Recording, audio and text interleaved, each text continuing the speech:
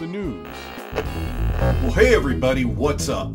I'm your host, Jesse Morgan, and welcome to another episode of What in the Paranormal? So, these strange lights that we're seeing in California, more specifically near Fresno, California. Again, what makes this really interesting is there were multiple people that had seen it, but independently, people videotaped it as well. This individual, Rafi Sarmazian, was out apparently just getting dinner. And he looked up and saw this grouping of strange lights. Red, and I believe it was 4 to 6 of them in the sky. So we started recording. And what's really unique about this is that they seem to be acting autonomous.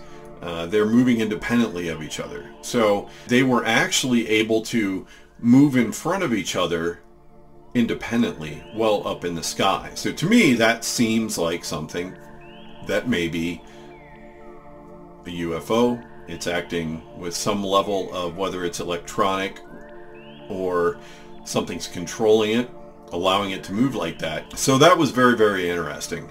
I think if they were Chinese lanterns or something like that, where they were being carried along the wind, they perhaps would have moved more cohesively, more together. But very interesting, and it was filmed twice. The other person that filmed this posted it to a local Facebook page, Fresno Unexplained, and actually posted multiple videos. So it's another great way to individually corroborate things that were happening. Again, at the end of the day, the important thing here is that someone took the time to share this, posted it online, and Unexplained being, hey look, I just don't know what this is. So, I don't know if everyone remembers, but back in 2017 we had this really weird occurrence in our solar system. This object called Oumuamua had cruised right through, and we barely had a chance to even wave and say hi. There was all kinds of interesting stories that were coming out of this. It sparked the scientific community, the paranormal community. What is this thing, right? There have been some new and very, very interesting developments on trying to chase this thing down. So recently, a group of scientists got together from the Institute for Interstellar Studies, and they have come up with Project Lyra. This proposal would rely on propulsion technology to try and rendezvous with interstellar objects. They are saying they would be able to catch up with Oumuamua in 26 years. How are they going to do that? Well, a couple things they're looking at are nuclear thermal propulsion and a laser sail craft. I can't believe I'm even saying that out loud. This is definitely stuff of science fiction, but clearly it's not. It's definitely science reality. Definitely interesting, and maybe we can get some answers on what exactly that object was, what it is. And perhaps saving the best for last this week, let's talk about Bigfoot.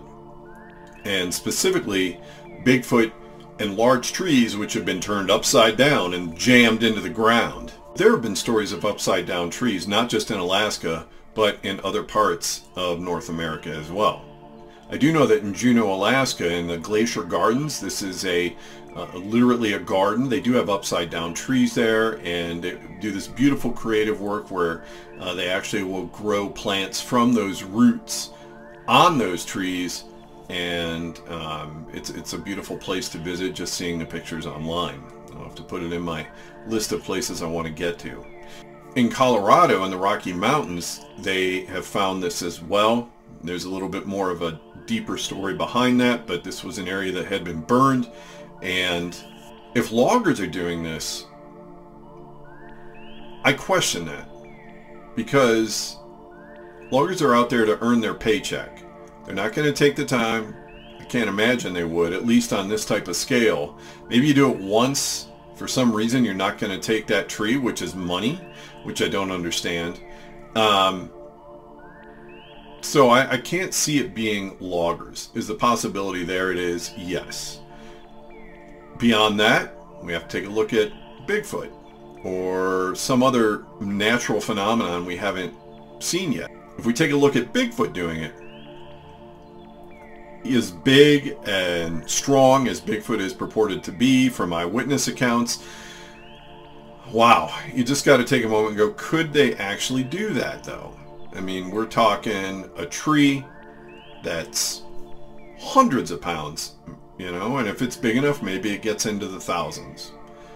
And being able to take that tree out of a location, get it upside down, straight, and jam it into the ground. I consider this an open-ended mystery at this point. You know, I'd love to hear if any of you have heard anything, read anything. Maybe you went a few more layers deep in the cake that the internet is than I did. And it'd be worth it to hear your opinions and then take a little bit deeper dive into that sometime into the future. Just keep your eyes to the sky, keep looking up, check out those little shadows you see in the corner of your eye, and if you're out in the woods somewhere and you hear something, go after it. And make sure you got your phone out and your camera ready, and then send us that video. Thanks again for joining me this week. I really appreciate your time, and we'll see you again next week on What in the Paranormal?